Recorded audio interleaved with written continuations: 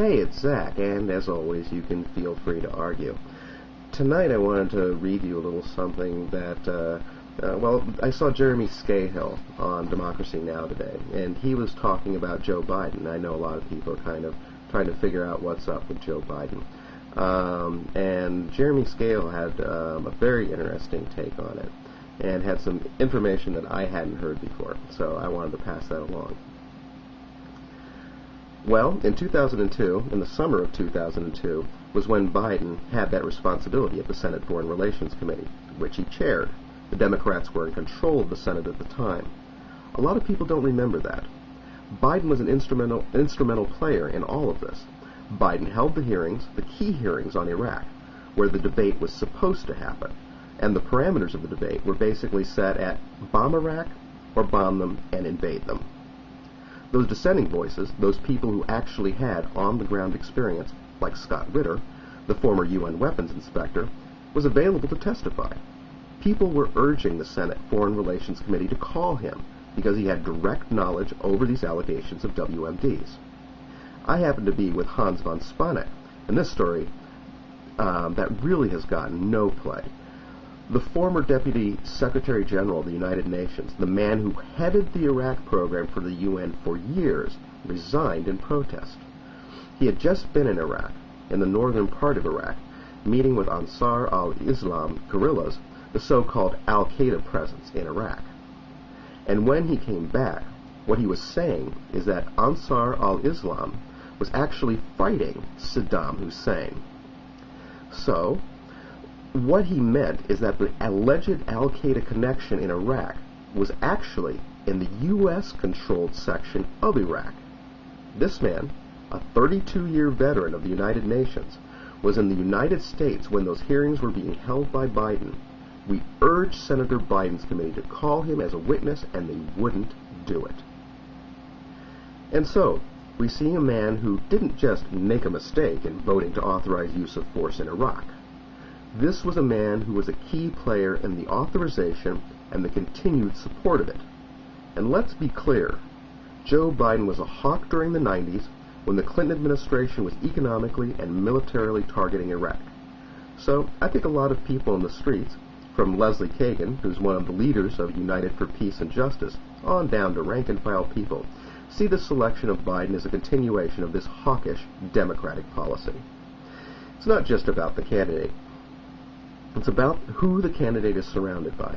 And in the case of Obama, there are some very right-wing Democrats. Now, of course, Biden isn't the only right-wing Democrat that Obama, has been getting into his sphere. You have Zbigniew Brzezinski. He's asked for information from Madeleine Albright. I mean, basically, all of the kind of neoliberal interventionists that go back to Clinton and even earlier, that are kind of stalwarts of this, neoliberal, which is just like it's like the same as the neoconservatives. I don't want neo anything. I don't want any kind of intervention at all. And I think we all need to get very serious about this, because we're going down the path again. Here's Biden. What direction is Biden going to drag Obama in? Well, he's going to be dragging him on the path of intervention. And we're going to get in I mean, do you think Biden is going to be, trying to argue Obama out of going into Afghanistan? I don't think so. And so I think we really need to think about this. And, I mean, I really appreciate the people who are making a stink at the Democratic Convention. I wish there was more of them, but of course, it's expensive to travel these days, and it's hard to get away from work these days. And so it's becoming increasingly difficult to protest. All that aside from all the institutional stuff that's been done to make it more difficult to protest. These are just kind of economic factors that make it more difficult. But I mean, there's all the structural stuff. There's the investigation of anti-war movements, etc.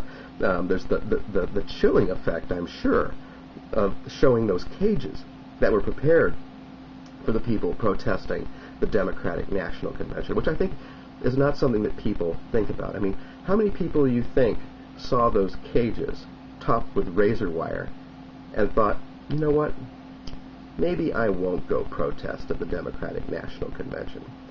I'm not sure if I want to be stuck in one of those cages with like 50 people, not getting processed, being asked a lot of embarrassing questions, maybe being away from work too long and losing my job.